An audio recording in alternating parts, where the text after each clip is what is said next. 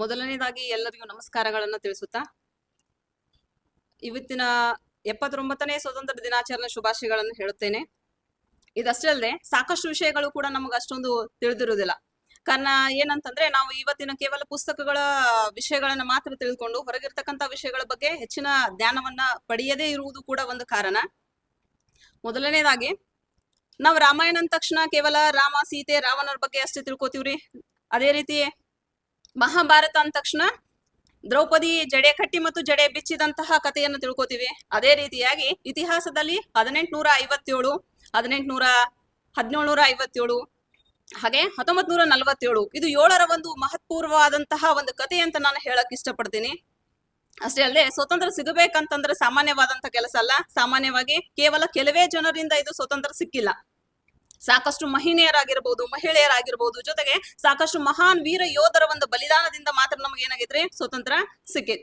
ಅಷ್ಟೇ ಅಲ್ಲದೆ ಇವತ್ತಿನ ತಿಂಗಳಲ್ಲಿ ಇರ್ತಕ್ಕಂತಹ ಕೆಲವೊಂದಿಷ್ಟು ರಕ್ಷಾ ಬಂಧನ ಒಂದು ಹಬ್ಬ ಆಗಿರ್ಬೋದು, ಜೊತೆಗೆ ಇದೇ ತಿಂಗಳಲ್ಲಿ ಇರ್ತಕ್ಕಂತಹ ಗಣೇಶ ಚತುರ್ಥಿ ಆಗಿರ್ಬೋದು, ಜೊತೆಗೆ ಛತ್ರಪತಿ ಶಿವಾಜಿ ಅವರ ಜಯಂತಿಯನ್ನು ಕೂಡ ನಾವು ಆಚರಣೆಯನ್ನು ಮಾಡ್ತೀವಿ. ಆದ್ರೆ ಎಷ್ಟೋ ವಿಷಯಗಳು ಈಗಿನ ಮಕ್ಕಳಿಗೆ ನಮಗೆ ಗೊತ್ತೇ ಇಲ್ಲ. ಯಾಕೆ ಅವನ್ನ ಆಚರಣೆ ಮಾಡ್ತೀವಿ, ಆಚರಣೆ ಮಾಡ್ತಕ್ಕಂಥ ಉದ್ದೇಶಗಳು ಏನೇನದಾವ. ಮೊದಲನೇದಾಗಿ ಗಣೇಶ ಚತುರ್ಥಿ ಅಂತಕ್ಕಂಥ ಆಚರಣೆ ಬಂದಿದ್ದೆ ನಮ್ಮ ಸ್ವತಂತ್ರ ಸಿಗುವುದಕ್ಕೋಸ್ಕರ. ಕಾರಣ ಬ್ರಿಟಿಷರು 2-3 ಜನರು ಒಂದೇ ಕಡೆ ನಿಂತು ಕೇವಲ ಮಾತುಕತೆಯನ್ನ ಆಡಿದ್ರ. ಅವರ ಮಾತುಕತೆಯಿಂದ ನಮ್ಮನ್ನು ಹೊರಗಡೆ ಹಾಕ್ತಾರೇನೋ ಅಂತ ಭಯದಿಂದ ಅವ್ರು ಒಂದೇ ಕಡೆ ಇರಾಕ ಬಿಟ್ಟು ಕೊಡ್ತಿದ್ದಿಲ್ರಿ. ಅವಾಗ ಏನ್ ಮಾಡ್ರಂತಂದ್ರ ನಮ್ಮಲ್ಲಿ ಇರ್ತಕ್ಕಂತಹ ಎಲ್ಲ ಪುರುಷ ಬಾಂಧವರು ಎಲ್ಲರೂ ಸೇರಿ ಏನ್ ಮಾಡಿದಂತಂದ್ರ ಒಟ್ಟಾರೆ ಗಣೇಶ ಚತುರ್ಥಿಯನ್ನ ಆಚರಣೆ ಮಾಡೋನು. ಯಾವ ರೀತಿ ಆಚರಣೆ ಮಾಡೋನು, ಕೇವಲ ಒಂದು ಮನೆಯೊಳಗ್ ಮಾತ್ರ ಸೀಮಿತವಾಗಿ ಇಟ್ರಪ್ಪ ಅಂತಂದ್ರ ಅದು ಕೇವಲ ಮನೆಗೆ ಸೀಮಿತ ಅಷ್ಟೇ ಆಗೈತಿ. ಅದ್ರ ಬದಲಾಗಿ ಏನ್ ಮಾಡಿದ್ರು, ಮನೆಯಲ್ಲಿ ಇರ್ತಕ್ಕಂಥ ಗಣೇಶನನ್ನ ರೋಡ್ ಮೇಲೆ ತಂದ್ ಇಟ್ಬಿಟ್ರಿ. ಕೆಲವೊಂದಿಷ್ಟು ಹಿಂದೂಗಳಿಗೆ ಏನ್ ಅನಿಸ್ತಂತಂದ್ರ ಗಣೇಶನ ರೋಡ್ ಮೇಲೆ ತಂದ್ ಇಡೋದು ತಪ್ಪಲ್ಲ ಅಂತೇಳಿ. ಆದ್ರ ವಿಚಾರಗಳನ್ನ ಸ್ಮರಣೆ ಮಾಡ್ಕೊಂಡು ಏನ್ ಮಾಡ್ರಂದ್ರ ಆ ಗಣೇಶನನ್ನ ರೋಡ್ ಮೇಲೆ ತಂದ ಗಣೇಶ ಹಬ್ಬವನ್ನ ಆಚರಣೆ ಸಲುವಾಗಿರೆ ನಾವು ಅಷ್ಟೂರು ಕೂಡ ಸಹೋದರ ಸಹೋದರಿಯರು ಜೊತೆಗೆ ಎಲ್ಲರೂ ಕೂಡ ಒಂದ್ ಕಡೆ ಸೇರಿ ಏನ್ ಮಾಡ್ಬೋದು, ನಾವ ಹಬ್ಬವನ್ನ ಆಚರಣೆ ಮಾಡುತ್ತಾನ ಬ್ರಿಟಿಷರನ್ನ ನಾವು ಹೆಂಗ್ ಹೊರಗೆ ಹಾಕ್ಬೇಕು ಅನ್ನೋ ವಿಚಾರಗಳನ್ನ ಏನ್ ಮಾಡಿದೀವ್ರಿ ನಾವು ಒಂದು ಚಟುವಟಿಕೆಯ ಮೂಲಕ ಅಥವಾ ಅಷ್ಟರು ಸೇರಿ ಕೆಲವೊಂದಿಷ್ಟು ಪ್ಲಾನ್ ಗಳನ್ನ ಮಾಡಿದ್ರು. ಅದೇ ರೀತಿ ಎಷ್ಟೋ ಜನ ಏನ್ ಮಾಡಿದ್ರಪ್ಪ ಅಂತಂದ್ರ ಕೇವಲ ಗಣೇಶನನ್ನ ಆಚರಣೆ ಮಾಡ್ತಕ್ಕಂಥವ್ರು ಮಾತ್ರ ಗಣೇಶ ಹಬ್ಬಕ್ಕ ಜಾಯ್ನ್ ಆದ್ರಿ. ಆದ್ರ ಶಿವಾಜಿಯನ್ನ ಆಚರಣೆ ಮಾಡ್ತಕ್ಕಂತಹ ಶಿವಾಜಿಯನ್ನ ಒಂದು ಅಭಿಮಾನಿ ವ್ಯಕ್ತಿಯನ್ನಾಗಿ ಸ್ವೀಕರಿಸ್ತಕ್ಕಂಥ ಜನರು ಬರ್ಲಿಲ್ಲ. ಅವಾಗ ಮಹಾರಾಷ್ಟ್ರದ ಅನೇಕ ಜನರು, ಇನ್ನಿತರ ಕರ್ನಾಟಕ ಜನರು, ಸಾಮಾನ್ಯವಾಗಿ ಭಾರತದಾದ್ಯಂತ ಸಾಕಷ್ಟು ಜನರು ಏನ್ ಮಾಡ್ರು ಅಂತಂದ್ರ ಶಿವಾಜಿ ಮೂರ್ತಿಯನ್ನು ಕೂಡ ಏನ್ ಮಾಡಿದರೆ ಸ್ಟ್ಯಾಚ್ಯೂ ತರ ಇಡಾಕತ್ರು. ಅವಾಗ ಶಿವಾಜಿ ಮೂರ್ತಿಯನ್ನು ಕೂಡ ಶಿವಾಜಿ ಜಯಂತಿ ಅಂತ ಏನಾದ್ರಿ ಆಚರಣೆ ಆಯ್ತು. ಆಮೇಲೆ ಬಂಗಾಳದ ವಿಭಜನೆ ಅಂತ ಬರ್ದಿದ್ರಿ. 1905 ಬಂಗಾಳವನ್ನ ವಿಭಜನೆ ಮಾಡ್ತಾರ್ರಿ ಬ್ರಿಟಿಷ್. ಆ ಬ್ರಿಟಿಷರನ್ನ ಆ ವಿಭಜನೆಯನ್ನ ತೊಡೆದು ಹಾಕಕ್ ನಾವೊಂದು ವಿಶೇಷವಾದಂತಹ ಮೌಲ್ಯಯುತವಾದಂತಹ ಬಾಂಧವ್ಯವನ್ನು ವ್ಯಕ್ತಪಡಿಸಾಕ ನಾವು ಕಂಡುಕೊಂಡಂತ ಏಕೈಕ ಮಾರ್ಗ ಏನ್ರಿ ಅಂತಂದ್ರ ರಕ್ಷಾ ಬಂಧನ. ಇಲ್ಲಿ ಕೇವಲ ರಕ್ಷಾ ಬಂಧನ ಅಂತಂದ್ರ ಸಹೋದರನಿಗೆ ರಕ್ಷೆಯನ್ನು ನೀಡ್ತಕ್ಕಂಥ ಒಂದು ಸುವ್ಯವಸ್ಥಿತವಾದಂತಹ ವ್ಯವಸ್ಥೆಯನ್ನ ಅವಾಗೂ ಕೂಡ ನಮ್ಮ ಭಾರತದಲ್ಲಿ ಜಾರಿಗೆ ತರ್ತಾರೆ. ಇಲ್ಲಿ ಕೇವಲ ಜಾತಿಗೆ ಸಂಬಂಧಪಟ್ಟಂತ ವಿಷಯವಲ್ಲ, ಎಲ್ಲಾ ಜಾತಿಯವರು ಇರ್ತಕ್ಕಂತಹ ಸಹೋದರಿಯರು ಏನ್ ಮಾಡ್ತಾರ್ರಿ, ಸಹೋದರನಿಗೆ ನೀನು ನನ್ನ ಇರುವವರೆಗೂ ರಕ್ಷಣೆಯನ್ನ ಮಾಡು. ಜೊತೆಗೆ ಅದೇ ರೀತಿ ಸಹೋದರನ ರಕ್ಷಣೆ ಮಾಡುವ ಮೂಲಕ ಏನ್ ಮಾಡಿದ್ದಾರೆ ಈ ಒಂದು ಹೊಸದಾದಂತಹ ಹಬ್ಬಗಳನ್ನ ನಮ್ಮ ಭಾರತದಾದ್ಯಂತ ಜಾರಿಗೆ ತಂದ್ರೆ. ಇದಕ್ಕೆಲ್ಲ ಕಾರಣೀಭೂತರು ಯಾರ್ರಿ ಅಂತಂದ್ರ ನಮ್ಮ ಭಾರತೀಯರು, ಜೊತೆಗೆ ಬ್ರಿಟಿಷರು ಕೂಡ ಏನ್ ಮಾಡ್ತಾರ್ರಿ ಇದಕ್ಕ ಕೆಲವೊಂದಿಷ್ಟು ಅಪೋಸ್ ಅಂದ್ರೆ ವಿರುದ್ಧಗಳನ್ನ ವ್ಯಕ್ತಪಡಿಸ್ತಾರೆ. ಆದ್ರೂ ಕೂಡ ನಮ್ಮ ಜನರು ಏನ್ ಮಾಡಿಲ್ರಿ, ಬಗ್ಲಿಲ್ಲ. ವಾಪಸ್ ಏನ್ ಮಾಡ್ತಾರ್ರಿ ಅಂದ್ರ ಸಿಡಿದೆದ್ದು ಹೋರಾಟಕ್ಕ ಮುನ್ನುಗ್ತಾರೆ. ಜೊತೆಗೆ ನಾವೊಂದು ವಿಷಯವನ್ನ ಹೇಳಕ್ ಇಷ್ಟಪಡ್ತೇನ್ರಿ. ನಾವೆಲ್ಲ ಓದ್ತಕ್ಕಂತ ವಿಷಯ ಏನ್ರಿ ಅಂತಂದ್ರ 1857ರ ದಂಗೆ. ಈ ದಂಗೆಗೆ ಎಷ್ಟೋ ಜನ ಸಿಪಾಯಿ ದಂಗೆ ಅಂತೀವ್ರಿ ನಮ್ಮ ಭಾರತೀಯರ. ಇದಕ್ಕೊಂದ ಪ್ರಥಮ ಸ್ವಾತಂತ್ರ್ಯ ಸಂಗ್ರಾಮ ಅಂತ ಕರೆದು. ಆದ್ರೆ ಎಷ್ಟೋ ಜನ ಗೊತ್ತಿಲ್ಲ ಇದೊಂದು ಸಂಗ್ರಾಮ ಹೆಂಗ ಹತ್ಕೋತು. ಕೇವಲ ಒಂದು ಸ್ಪಾರ್ಕ್ ಅಂದ್ರೆ ಗೊತ್ತಾಗೈತ್ರಿ, ಒಂದು ಬೆಂಕಿಯ ಕಿಡಿ. ಒಂದು ಗುಡಿಸಲ ಅಥವಾ ಒಂದು ಮನೆಯನ್ನು ಸುಡ್ಬೇಕಂದ್ರೆ ಒಂದು ಬೆಂಕಿಯ ಕಿಡಿ ಹೆಂಗಲ್ರಿ, ಆ ಬೆಂಕಿಯ ಕಿಡಿ ಆದಂತಹ ಮಂಗಲ್ ಪಾಂಡೆ. ಈ ಮಂಗಲ್ ಪಾಂಡೆ ಅಂತಹ ಮಹಾನ್ ವ್ಯಕ್ತಿ ಇರದೇ ಇದ್ದಿದ್ರ ಬಹುಶಃ ಆ ಒಂದು ಸ್ವತಂತ್ರ ಹೋರಾಟ ಅಲ್ಲಿಗೆ ನಿಲ್ತಿತ್ತೇನೋ ಅಂತ ಕೆಲವೊಂದ್ಸಲ ಅನಿಸ್ತೈತಿ. ಆ ಸಮಯದಲ್ಲೇ ನಮಗ್ ತಿಳಿದಂತಹ ವಿಷಯ ಏನಂತಂದ್ರ ರಾಯಲ್ ಎನ್ಫೀಲ್ಡ್ ಬಂದೂಕಿಗೆ ಹಂದಿ ಮತ್ತು ಹಸಿವಿನ ಕೊಬ್ಬನ್ನ ಸವರ್ಯಾರ ಅಂತ ಇನ್ನೂ ತನ ನಮಗ ಗೊತ್ತೈತಿ. ಆದ್ರೆ ಯಾಕೆ ಹಚ್ಚಿದ್ರು ಅನ್ನೋ ವಿಷಯ ನಮ್ಗೆ ಯಾರಿಗೂ ಏನಿಲ್ರಿ ಗೊತ್ತಿಲ್ಲ. ಇನ್ನೂ ಒಂದ್ ಹೆಂಗಂದ್ರ ನಾವು ತಿಳ್ಕೊಳಕ್ಕೂ ಹೋಗೇ ಇಲ್ಲ. ಆಮೇಲೆ ಈಗ ನೋಡ್ರಿ, ಗಣೇಶ ಹಬ್ಬ ಅಥವಾ ದೀಪಾವಳಿ ಹಬ್ಬಕ್ಕ ನಮ್ ಕಡೆ ಅಥವಾ ನಿಮ್ ಕಡೆ ಎಲ್ಲ ಕಡೆ ಪಟಾಕ್ಷಿ ಅಂತ ಹೇಳಿ ನಮ್ಮ ಹಸ್ತಿವ್ರು ಒಂದು ಖುಷಿ ಅಥವಾ ಸಂತೋಷದ ಸಂಭ್ರಮವನ್ನ ಆಚರಣೆ ಮಾಡ್ತೀವಿ. ಅದೇ ರೀತಿ ಬ್ರಿಟಿಷರು ಏನ್ ಮಾಡಿದ್ರು ಅಂತಂದ್ರ ರಾಯಲ್ ಎನ್ಫೀಲ್ಡ್ ಬಂದೂಕಿಗೆ ಕೊಬ್ಬಣ್ಣ, ಹಂದಿ ಇದು ಮುಸ್ಲಿಮರಿಗೆ ನಿಷಿದ್ಧ, ಹಸು ನಮ್ಮ ಹಿಂದೂಗಳಿಗೆ ಶ್ರೇಷ್ಠ. ಹೀಗಾಗಿ ಅವೆರಡೂ ಕೊಬ್ಬುಗಳನ್ನ ಹಚ್ಚುವುದ್ರಿಂದ ನಾವು ಅದನ್ನ ಕಚ್ಚಿ ಏನ್ ಮಾಡ್ಬೇಕಾಗಿತ್ರಿ, ಸ್ಫೋಟ ಮಾಡ್ಬೇಕಾಗಿತ್ತು. ಆದ್ರ ಯಾಕೆ ಹಚ್ಚಾರ್ರಿ ಕೊಬ್ಬು ಅಂತಂದ್ರ, ಕೊಬ್ಬು ಹಚ್ಚುವುದ್ರಿಂದ ಸಾಕಷ್ಟು ಸಾಮಾನ್ಯವಾಗಿ ತಂಪಿನ ದಿನಮಾನ ಕಾಲದಲ್ಲಿ ಕೆಲವೊಂದಿಷ್ಟು ಮಕ್ಕ ಏನಾಕಿತ್ರಿ, ಮಬ್ಬಾಕಿತ್, ಸ್ಫೋಟದ ಪ್ರಮಾಣ ಕಡಿಮೆ ಆಕಿತ್. ಆ ಸ್ಫೋಟವನ್ನು ಇನ್ನಷ್ಟು ಹೆಚ್ಚಿಗೆ ಮಾಡುವ ದೃಷ್ಟಿಯಿಂದ ಏನ್ ಮಾಡಿದ್ರಿ ಬ್ರಿಟಿಷರು ಹಂದಿ ಮತ್ತು ಹಸುವಿನ ಕೊಬ್ಬನ್ನ ಏನ್ ಮಾಡ್ತಾರ್ರಿ, ಸವರ್ತಾರ. ಆದ್ರ ಆ ವಿಷಯ ತಿಳಿದ ತಕ್ಷಣ ಮಂಗಲ್ ಪಾಂಡೆ ಏನ್ ಮಾಡ್ತಾರೆ, ಎಚ್ಚೆತ್ಕೊಳ್ತಾರೆ. ಆವಾಗ ಒಂದು ಪ್ರಮುಖವಾದಂತಹ ಸೈನಿಕ ತರಬೇತಿಯ ಮೇಲಿನ ಅಧಿಕಾರಿಯಾಗಿರ್ತಕ್ಕಂಥವ್ರಿ ಮಂಗಲ್ ಪಾಂಡೆ. ಆಗ ತಿಳಿದಂತಹ ವಿಷಯವನ್ನು ತಿಳ್ಕೊಂಡು ಏನ್ ಮಾಡಿದ್ರೆ ಅಲ್ಲಿರ್ತಕ್ಕಂಥ ಎಲ್ಲರಿಗೂ ವಿಷಯವನ್ನ ಮುಟ್ಟಿಸ್ತಾರೆ, ವಿಷಯ ಅಥವಾ ವದಂತಿಯನ್ನ ಹರಡ್ತಾರೆ. ಆ ತಿಳ್ಕೊಂಡಂತ ವದಂತಿಯ ಮೂಲಕ ಏನ್ ಮಾಡಿದರೆ ಸಾಕಷ್ಟು ನಮ್ಮ ಯೋಧರು ಏನ್ ಮಾಡಿದ್ರೆ ಯುದ್ಧವನ್ನ ಸ್ಟಾಪ್ ಮಾಡ್ಬಿಡ್ತಾರೆ, ಅಥವಾ ಯುದ್ಧಕ್ಕೆ ನಾವ್ ಯಾರು ಬರಂಗಿಲ್ಲ. ಯಾಕಂತಂದ್ರೆ ನಾವು ಬಾಯಿಲೆ ಕಚ್ಚಬೇಕಾಕೈತಿ, ನಮ್ಗ ಇಂತಹ ಒಂದು ಸಂಸ್ಕಾರ ಮತ್ತು ಸಂಸ್ಕೃತಿ ನಮ್ಮಲ್ಲಿ ಇಲ್ಲ ಅಂತ ಬಿಟ್ಬಿಡ್ತಾರೆ.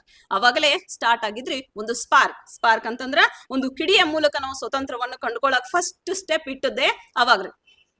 ಆಮೇಲೆ ಸಾಕಷ್ಟು ಬಲಿದಾನಗಳಾದವು, ಹೋರಾಟಗಳಾದವು. ಜೊತೆಗೆ ಅಷ್ಟೇ ಅಲ್ಲದೆ ನಮ್ಮಲ್ಲಿ ಈಗಿನ ಕೆಲವೊಂದಿಷ್ಟು ಸ್ವತಂತ್ರ ಬಗ್ಗೆ ತಿಳ್ಕೊಬೇಕಂತಂದ್ರ ನೋಡ್ರಿ, ಕೆಲವೊಂದಿಷ್ಟ ಏಸೂರು ಕೊಟ್ಟರು ಈಸೂರು ಬಿಡುವ ಅಂತಕ್ಕಂಥ ಒಂದು ಸ್ಲೋಗನ್ ಐತಿ. ಏಸೂರು ಅಂತಂದ್ರ ಸಾಕಷ್ಟು ಊರುಗಳನ್ನ ನೀವು ಕೊಡ್ರಿ, ಆದ್ರ ನಮ್ದು ಇರ್ತಕ್ಕಂಥ ಈಸೂರು ಅಂದ್ರೆ ಒಂದು ಪ್ರದೇಶವನ್ನ ನಾವು ಬಿಟ್ಟು ಕೊಡಂಗಿಲ್ಲ. ಅವಾಗ ಒಂದು ಸಂಘಟನೆ ಸೇರ್ಕೊಂಡ ಒಬ್ಬ ಬ್ರಿಟಿಷ್ ಅಧಿಕಾರಿ ಬಂದು ಆರ್ಡರ್ ಮಾಡ್ತಾನ್ರಿ. ಏನ್ ಆರ್ಡರ್ ಅಂತಂದ್ರ, ನೀವ್ ಇಲ್ಲಿ ಫ್ಲಾಗ್ ಹಾಸ್ಟಿಂಗ್ ಮಾಡಂಗಿಲ್ಲ, ಮಾಡಕ್ ನಾವು ಅವಕಾಶವನ್ನ ಕೊಡಂಗಿಲ್ಲ ಅಂತ ಹೇಳಿ ಆರ್ಡರ್ ಮಾಡ್ತಾರೆ. ಆದ್ರೂ ಕೂಡ ಅಲ್ಲಿ ಆ ಒಂದು ಹಳ್ಳಿ ಒಳಗಿರ್ತಕ್ಕಂತಹ ಎಲ್ಲಾ ಜನರು ಏನ್ ಮಾಡ್ತಾರೆ, ಒಂದ್ ಕಡೆ ಸೇರ್ತಾರೆ. ಇನ್ನೇನ್ ಫ್ಲಾಗ್ ಹಾಸ್ಟಿಂಗ್ ಮಾಡ್ಬೇಕು ಅನ್ನೋದ್ರೊಳಗ ಆ ಬ್ರಿಟಿಷ್ ಅಧಿಕಾರಿ ಬಂದ್ಬಿಡ್ತಾರೆ. ಅಧಿಕಾರಿ ಬರೋಣ ಅಷ್ಟೂರು ಒಂದ್ ಕಡೆ ಫುಲ್ ದೂರ ನಿಂತು ಬಿಡ್ತಾರೆ. ಅವಾಗ ಒಂದು ಖುಷಿಯ ವಿಚಾರ ಏನ್ ವ್ಯಕ್ತಪಡಿಸ್ಬೇಕಂತಂದ್ರ, ನಮ್ಮ ಭಾರತೀಯರ ಮಹಿಳೆಯರು ಕೂಡ ಸಾಮಾನ್ಯವಾಗಿಲ್ರಿ, ಒಬ್ಬ ಮಹಿಳೆ ಬರ್ತಾಳ, ಕಚ್ಚಿ ಹಾಕ್ತಾಳ, ಕೈಯಾಗೊಂದ್ರಿ ಹರಿತಾದಂತಹ ಆಯುಧವನ್ನ ಹಿಡ್ಕೊಂಡ್ ಬರ್ತಾಳ್ರಿ. ಅವಾಗ ಹೇಳ್ತಾಳ, ನಿನಗ್ ಧೈರ್ಯ ಇತ್ತಂತಂದ್ರ ನನ್ ಮುಂದ್ ಬಂದಿಲ್ಲೋ, ನಿನ್ ಕತ್ತರಿಸಾದ್ರೂ ನಾ ಫ್ಲಾಗ್ ಹಾಸ್ಟಿಂಗ್ ಮಾಡ್ತೇನೋ ಅಂತಕ್ಕಂಥ ವಿಷಯವನ್ನ ವ್ಯಕ್ತಪಡಿಸ್ತಾಳೆ. ಅವಾಗ್ರಿ ಆ ಬ್ರಿಟಿಷ್ ಅಧಿಕಾರಿ ಹೆದರ್ತಾನ್ರಿ. ಒಮ್ಮ ನಮಗ್ ಅನಿಸ್ತೇನ್ರಿ ಅಂತಂದ್ರ, ಮಹಿಳೆಯರು ಕೂಡ ಸಾಮಾನ್ಯವಾಗಿ ಇರಂಗಿಲ್ಲ, ಅವ್ರಿಗೂ ಕೂಡ ಈ ಭಾರತದ ಒಂದು ಮಣ್ಣಿನಲ್ಲಿ ಬೆಳೆದಂತಹ ಸಂಸ್ಕಾರ ಸಂಸ್ಕೃತಿ ಎಲ್ಲಾನು ಕೂಡ ಏನಾಗೈತ್ರಿ, ಒಂದು ಹೊಸ ವಿಧವಾದಂತಹ ಪಾಠಗಳನ್ನ ಏನ್ ಮಾಡತ್ರಿ, ಕಲಿಸ್ಕೊಡ್ತೈತಿ. ಜೊತೆಗೆ ಆ ಮಹಿಳೆಯ ಭಯದಿಂದ ಆ ಬ್ರಿಟಿಷ್ ಅಧಿಕಾರಿ ಹೋಗ್ಬಿಡ್ತಾನ್ರಿ.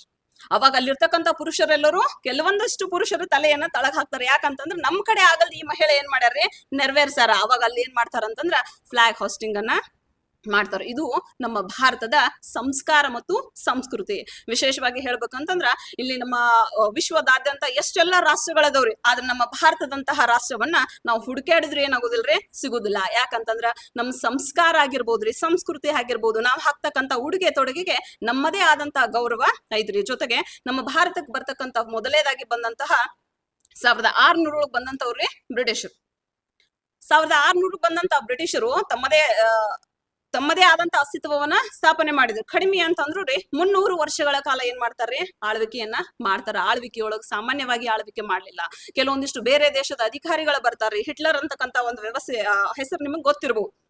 ಆ ಹಿಟ್ಲರ್ ಹೆಂಗಂತಂದ್ರ ಮಹತ್ವಾಕಾಂಕ್ಷಿ ಆದಂತಹ ವ್ಯಕ್ತಿ ರೀ. ಹೆಂಗ್ ಮಹತ್ವಾಕಾಂಕ್ಷಿ ಅಂತಂದ್ರ ಅಲ್ಲಿ ಇರ್ತಕ್ಕಂತ ಯಹೂದಿಗಳ ವಿರೋಧಿ ರೀ. ಯಹೂದಿಗಳು ಒಂದ್ ವೇಳೆ ಅವನ ದೇಶದಾಗ ಇದ್ರ ಅಂತಂದ್ರ ಕೊಲ್ಲಾಕಂತ ಹೇಳಿ ಕೆಲವೊಂದಿಷ್ಟು ಫೋರ್ಸ್ ಗಳನ್ನ ರೆಡಿ ಮಾಡಿದ್ರಿ. ಎಕ್ಸಾಂಪಲ್ ರೀ, ಈಗ ನೋಡ್ರಿ, ಆ ಕೆಲವೊಂದಿಷ್ಟು ಯಹೂದಿಗಳನ್ನ ಹುಡುಕಾಡಿ ಕೊಂದವ್ರಿಗೆ ಪ್ರಶಸ್ತಿಯನ್ನ ಕೊಡ್ತಿದ್ದ. ಯಹೂದಿಗಳು ಕೀಳ ಜನಾಂಗದವರು. ಆ ಯಹೂದಿಗಳು ನಮ್ಮ ದೇಶದಲ್ಲಿ ಇದ್ರಪ್ಪ ಅಂತಂದ್ರ ಅವ್ರಿಗೂ ನಮಗೊಂದ್ ರೀತಿ ಹೆಂಗಂತಂದ್ರ ಅವ್ರು ಒಳ್ಳೆಯವರಲ್ಲ, ಅವ್ರು ಇರಬಾರ್ದು ಅಂತಕ್ಕಂಥ ಹೊಡೆದು ಓಡಿಸ್ಬೇಕು ಅಂತ ಏನ್ ಮಾಡಿದಂತಂದ್ರ ಕೆಲವೊಂದಿಷ್ಟು ಪೊಲೀಸರನ್ನ ನೇಮಕ ಮಾಡಿದ್ರಿ. ಆದ್ರೆ ಯಹೂದಿಗಳು ಎಷ್ಟು ಮುಗ್ದ್ರಂತಂದ್ರ ತಮ್ಮ ಪ್ರಾಣವನ್ನು ಉಳಿಸ್ಕೊಳಕ್ ಕೆಲವೊಂದ್ ಕಡೆ ಆ ಕಡೆ ಬೇರೆ ಬೇರೆ ದೇಶಕ್ಕೂ ಕೂಡ ಏನ್ ಮಾಡ್ತಾರ್ರಿ, ಓಡ್ ಹೋಗ್ತಾರ. ಆದ್ರೂ ಹಿಟ್ಲರ್ ಕೇಳಂಗಿಲ್ರಿ. ನಿಮಗ್ ಕೇಳಿದ್ರು ಒಂಥರ ವಿಚಿತ್ರ ಅನಿಸ್ಬಹುದು. 3 ರೀತಿ ವಿಧದ ಮೂಲಕ ಕೊಲ್ತಿರ್ತಾರೆ. ಯಾವ ರೀತಿ ಅಂದ್ರ, ಮೊದಲನೇದಾಗಿ ಯಹೂದಿಗಳನ್ನ ಒಂದು ರೂಮ್ ಒಳಗ್ ಕೂಡ್ ಹಾಕಿ ಏನ್ ಮಾಡುದು ಅಂತಂದ್ರ ಅವ್ರಿಗೆ 2 ತಿಂಗಳ ಕಾಲ ಊಟ ನೀರ ಏನೋ ಕೊಡದೆ ಅವ್ರಲ್ಲೇ ಹಸುವಿನಿಂದ ಬಳಲಿ ಏನಾಗ್ಬೇಕ್ರಿ, ಸತ್ತು ಹೋಗ್ಬೇಕು. ಇದು ಒಂದ್ ರೀತಿ. ಆದ್ರೆ ಇನ್ನೊಂದು ರೀತಿ ಏನಂತಂದ್ರ ಯಹೂದಿಗಳಿಗೆ ಕರೆಂಟ್ ಶಾಕ್ ಕೊಂದು ಬಿಡುದ್ರಿ. ನೆಕ್ಸ್ಟ್ ಇನ್ನೊಂದು ಕೊನೆದಾದಂತ ಅಸ್ತ್ರ ಏನ್ರಿ ಅಂತಂದ್ರ ಅವ್ರಿಗೆ ವಿಷ ಅನಿಲವನ್ನ ಸಿಂಪಡಿಸು. ರೂಮ್ ಒಳಗ್ ಹಾಕಿ ವಿಂಡೋ ಅಥವಾ ಬೇರೆ ಕಿಟಕಿಯ ಮೂಲಕ ವಿಷ ಅನಿಲವನ್ನ ಸಿಂಪಡಿಸಿ ಎಟ್ ಅ ಟೈಮ್ ಎಲ್ಲರೂ ಏನಾಗ್ಬೇಕ್ರಿ, ಸಾಯ್ಬೇಕು. ಇದು ಆತ ಜಗತ್ತನ್ನೇ ಗೆಲ್ಲಬೇಕಂತಹ ಆಸೆಯನ್ನು ಹೊಂದಿರತಕ್ಕಂಥವ.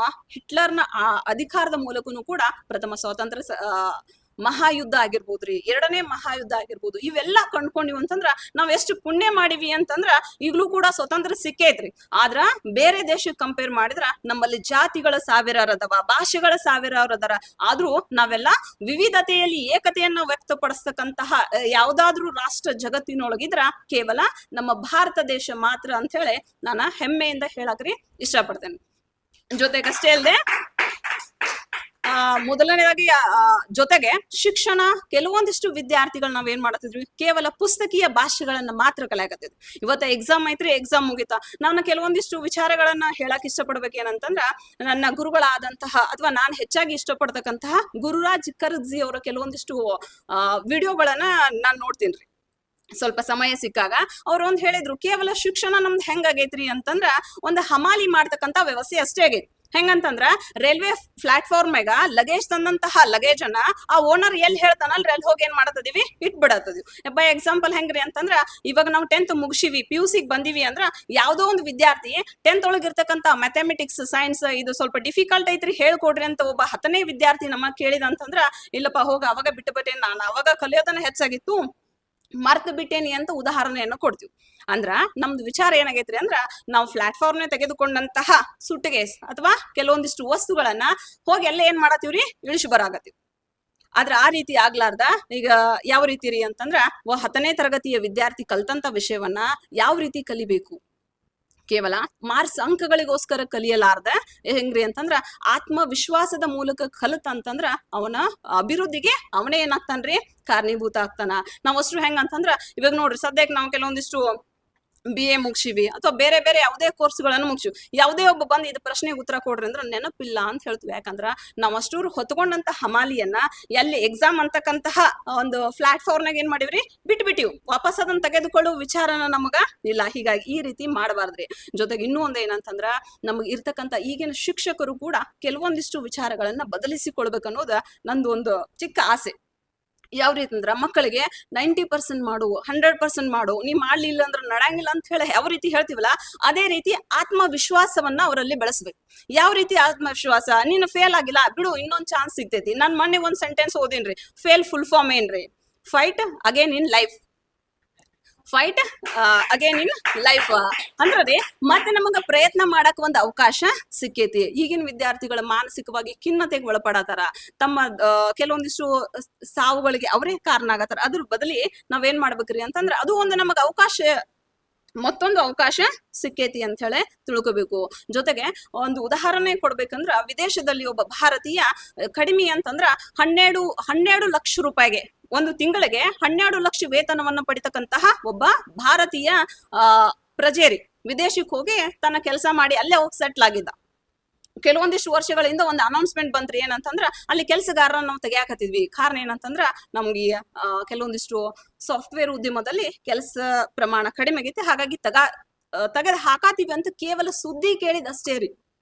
ಆ ಸುದ್ದಿ ಕೇಳಿ ಆತ ಏನ್ ಮಾಡದಂದ್ರ ತನ್ನ ಮಗು ಒಂದೈತ್ರಿ, ಹೆಂಡತಿ ಇದಾಳ, ಅವ್ರ ಬಗ್ಗೆ ವಿಚಾರ ಮಾಡದೆ ಆತ ಏನ್ ಮಾಡದಂತಂದ್ರ ತನ್ನ ಪ್ರಾಣವನ್ನೇ ಕಳ್ಕೊಂಡ. ಆದ್ರ ಅವಂಗ್ರಿ ಹಣದ ಅವಶ್ಯಕತೆ ಇದ್ರೂನು ಕೂಡ ಆತ್ಮಸ್ಥೈರ್ಯದ ಪ್ರಮಾಣ ಏನಾತ್ರಿ ಕಡಿಮೆ. ಇದು ಉದಾಹರಣೆ ಇನ್ನೊಂದು ನಿಮ್ಗೆ ಹೇಳಕ್ ಇಷ್ಟಪಡ್ತೇನ್ರಿ. ಏನಂತಂದ್ರ ನೋಡ್ರಿ, ನಮ್ಮ ಮನಿಯೊಳಗ ನಿಮ್ಮ ಮನಿಯೊಳಗ ಕೆಲ್ಸಕ್ ಅಂತ ಹೇಳಿ ಬಟ್ಟೆ ತೊಳಕ್ರಿ, ಪಾತ್ರೆ ತೊಳಕ ಕೆಲಸದವ್ರನ್ನ ಇಟ್ಕೊಂಡಿರ್ತೀವಿ. ಬೈ ಮಿಸ್ಟೇಕ್ ಅವ್ರಿಗೆ ಏನೋ ಹೇಳಿದಿವಿ ಅಂತಂದ್ರ ಕೆಲ್ಸಕ್ ಬರ್ಬ್ಯಾಡ್ರಿ ಅಂದ್ರ ಖುಷಿ ಆಕೈತ್ರಿ ಅವ್ರಿಗೆ. ಅವ್ರೇಂದು ಸೂಸೈಡ್ ಮಾಡ್ಕೊಂಡು ಜೀವನದಾಗೆ ನೋಡ್ಕೊಂಡಿಲ್ಲ. ಬಿಡ್ರಿ, ನಿಮ್ದೊಂದ್ ಮನಿ ಸಿಗ್ಲಿಲ್ಲ ಅಂದ್ರೆ ಏನತ್, ಮತ್ 4 ಮನಿ ನನಗೆ ಎಕ್ಸ್ಟ್ರಾ ಸಿಗ್ತಾವ ಅಂತ ಅವರಲ್ಲಿ ಆತ್ಮಸ್ಥೈರ್ಯ ಐತಿ. ಶಿಕ್ಷಣ ಪಡೆಯದೇ ಇರುವವರಲ್ಲಿ ಇರ್ತಕ್ಕಂಥ ಆತ್ಮಸ್ಥೈರ್ಯ ಶಿಕ್ಷಣ ಪಡೆದವರಲ್ಲಿ ಕಡಿಮೆ ಆಗ ಕಾರಣ ಏನಂತಂದ್ರ ನಾವು ಕೇವಲ ಶಿಕ್ಷಣವನ್ನು ಮಾತ್ರ ಪಡ್ಕೊಳತಿದೀವ್ರಿ, ಆತ್ಮವಿಶ್ವಾಸವನ್ನ ಕಳ್ಕೋತದೀವಿ. ನನಗ ನಮ್ಮ ಸಹೋದರ ಒಂದು ಹೇಳಿದಂತಹ ವಿಷಯ ನೆನಪಕ್ಕೈತಿ. ಏನಂತಂದ್ರ ನೀನ್ 10 ಲಕ್ಷ ರೂಪಾಯಿ ಕೊಟ್ಟು ಒಂದು ಬಿಸ್ನೆಸ್ ಮಾಡತಿ ಅಥವಾ ಎಷ್ಟೋ ಇನ್ವೆಸ್ಟ್ಮೆಂಟ್ ಮಾಡತದಿ, ಲಾಸ್ ಆಗತ್ಲಾ, ಚಿಂತೆ ಮಾಡ್ಬೇಡ. ಯಾಕೆ ಚಿಂತೆ ಮಾಡ್ಬೇಡ, ನೀ ಆಲ್ರೆಡಿ ಇನ್ನೂ ಅದಿ, ನೀ ಬೇಕಾದಂಗ್ ಗಳಿಸಬಹುದು. ನಿನ್ನೆ ಕಳ್ಕೊಂಡ್ರ ನನಗ್ ನಿನ್ನಂತಕಿನ್ನು ಹುಡ್ಸಾಕೇನಿಲ್ರಿ, ಸಾಧ್ಯ ಇಲ್ಲ. ಹಾಗಾಗಿ ನಾವೆಲ್ಲರೂ ಆತ್ಮಸ್ಥೈರ್ಯವನ್ನು ಹೊಂದೋಣ್ರಿ. ಇವತ್ತಿನ ಸ್ವತಂತ್ರ ದಿನಾಚರಣೆ ಬಗ್ಗೆ ಹೇಳಕ್ ಅವಕಾಶ ಕೊಟ್ಟಂತಹ ಎಲ್ಲರಿಗೂ ಧನ್ಯವಾದಗಳು.